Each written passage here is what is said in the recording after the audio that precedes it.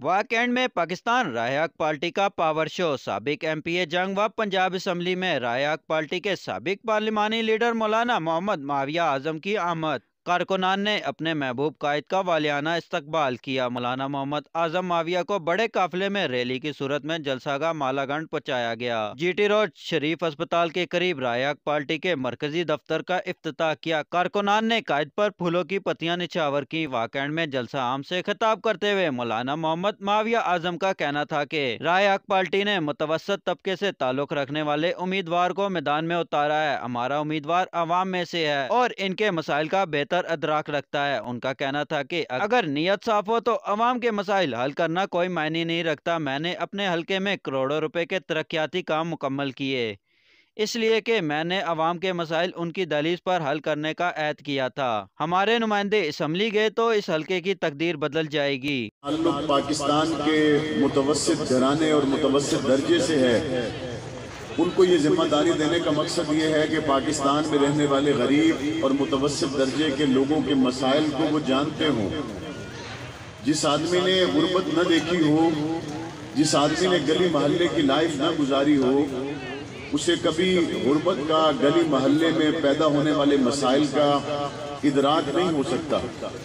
पाकिस्तान में जहां हमारे सियासी निज़ाम का हिस्सा बनने वाले लोगों में और बहुत सी खराबियां हैं, वहाँ एक बड़ी खराबी ये है कि यहाँ पर बड़ी पार्टियाँ उन लोगों को टिकट देती हैं जो पार्टी को ज़्यादा फंड दे दें, जो पार्टी के साथ ज़्यादा ताउन करें।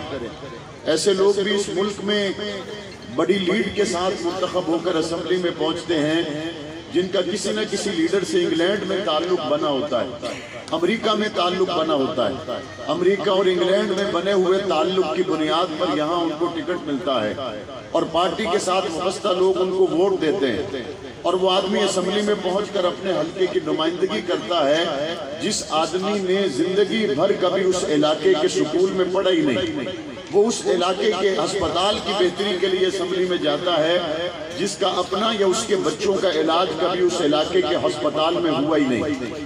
वो उस इलाके की बेहतरी के लिए असम्बली में जाता है जहाँ के सीवरेज, सोलंग, नाली, गलियों के मसाइल को वो जानता तक नहीं है। ऐसे लोग असम्बलियों में पहुँचने के बाद अपनी दीगर मसरूफियात में मसरूफ तो रह सकते हैं, वो आपके मसाइल को न जानते हैं न उनको हल करने की सलाहियत रखते हैं। पाकिस्तान राय-हक पार्टी ने मुतवस्सित दर्जे से जब मुंतखब कैंडिडेट को सामने लाए, उनमें अब्दुल हकीम फारूकी जैसे लोग हैं जो न सिर्फ ये कि मुतवस्सित घरानों से हैं, बल्कि अल्लाह ताला ने इनको दीन का शऊर दिया है, दीन का शौक दिया है। एक आदमी जो पार्टी लीडरशिप को जवाबदेही के एहसास से काम करता है और एक आदमी जो इसलिए काम करता है कि उसने क़यामत के दिन अपने नबी को मुंह दुखाना है। एक आदमी जो दुनिया में इसलिए काम करता है कि पार्टी में उसकी सूरत हाल बेहतर बनी रहे ताकि अगला टिकट भी उसको मिल जाए, और एक दूसरा शख्स जो इसलिए काम करता है कि मैंने क़यामत में अबू बकर सिद्दीक के सामने खड़ा होना है, मैं मुसलमान हूँ, मैंने अल्लाह की ज़मीन पर इस्लाम के निज़ाम के लिए सियासी जद्दोजहद करनी है। उन दोनों लोगों में बड़ा फ़र्क हो सकता है, लेकिन जब ऐन इंतखाबी मरहले पर मैं और आप पहुँचते हैं, उस वक्त हमारी सूरत हाल, हमारी तरजीहात यकसर तब्दील हो जाती है।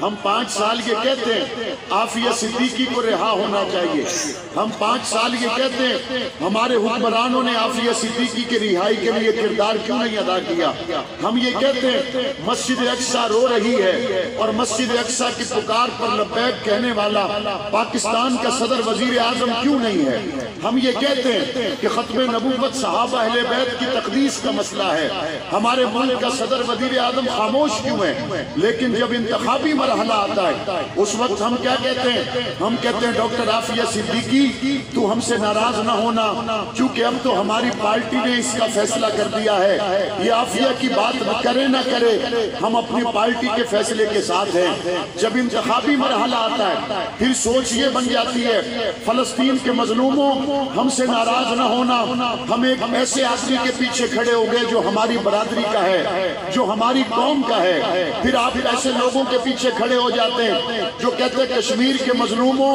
اب قیامت میں ہم سے شکوہ نہ کرنا، کیونکہ اس نے الیکشن سے پہلے ہمیں سوئی گیس کا پیپ ڈلوا دیا، کیونکہ الیکشن سے پہلے اس نے ہمیں بجلی کا میٹر دے دیا، کیونکہ الیکشن سے پہلے ہمارے بچے کی سرکاری نوکری کے لیے اس نے ہم سے وعدہ کر لیا۔ جب سرکاری نوکریوں کے وعدے یاد رکھے جائیں گے اور 20 سال سے قید و بند میں صحبتیں برداشت کرنے والی عافیہ صدیقی کو بھول جاؤ گے، جب بجلی کے کھمبے یاد رکھو گے فلسطین کے مظلوموں کو بھول جاؤ گے، جب سوئی گیس کے میٹر یاد رکھو گے اور کشمیر کے مظلوموں اور ختم نبوت کے پہرے داروں کو بھول جاؤ گے، تو ٹیکسلا کے لوگوں جرمدار پھر صدر وزیر اعظم نہیں ہے، جرمدار پھر ٹیکسلا کا ہر شخص ہے، جرمدار پھر پاکستان کا ہر وہ فرد ہے جس نے ووٹ کا استعمال کیا، ناموس رسالت کی بجائے اس نے گلی سولنگ نالی کو سامنے رکھا، فلسطین کے مظلوموں کی بجائے اس نے اپنے علاقے کے گلی کوچے چوک چوراہے کو سامنے رکھا۔ آپ کہیں گے مولانا یہ دینی عنوانات پر اگر کوئی بات کر بھی لے تو ہمارے دنیاوی مسائل کون حل کرے گا؟ آؤ میں بتاتا ہوں، عقیدے کی بات یہ ہے اللہ نے آسمان کو رونق میرے مصطفیٰ کی وجہ سے دی ہے، اللہ نے زمین پر رونق میرے نبی کی وجہ سے لگائی ہے۔ وہ لوگوں سوچو تو صحیح، اگر اللہ مصطفیٰ کی وجہ سے آسمان و زمین کی رنگینیاں بنا دیتا ہے، مصطفیٰ کا غلام اسمبلی میں پہنچے گا تو تیرا ہسپتال رہ جائے گا، مصطفیٰ کا غلام ایوان میں پہنچے گا تیری گلی رہ جائے گی، سکول رہ جائے گا، کبھی نہیں رہ سکتا۔ آؤ تمہیں جنگ دکھاتا ہوں، اسمبلی میں حرمت اصحاب رسول پر بھی پیرے دیے ہیں، اپنے جنگ کے بچوں کے لیے یونیورسٹی بھی بنوائی۔ جلسے سے مولانا طاہر فاروقی صدر رائیاک پارٹی تحصیل ٹیکسلا امیدوار برائے قومی و صوبائی اسمبلی حافظ عبدالحکیم نے خطاب کیا۔ مقررین کا کہنا تھا کہ اگر عوام نے منتخب کر کے اسمبلی بھیجا تو گستاخ رسول قانون پر سختی سے عمل درآمد کرانے کے لیے سب سے توانا آواز آپ کے نمائندے کی ہوگی، ختم نبوت کا دفاع ہماری اولین ترجیح ہوگی۔ ان کا کہنا تھا کہ یہاں سے منتخب ہونے والوں نے عوام کے مسائل پر کبھی توجہ نہیں دی۔ ان کا کہنا تھا کہ ازواج مطہرات کا تقدس پامال کرنے والوں پر سزائے موت کا قانون لاگو ہونا چاہیے۔ ہمیں موقع ملا تو انشاءاللہ ملک سے سودی نظام کا خاتمہ کر کے دم لیں گے۔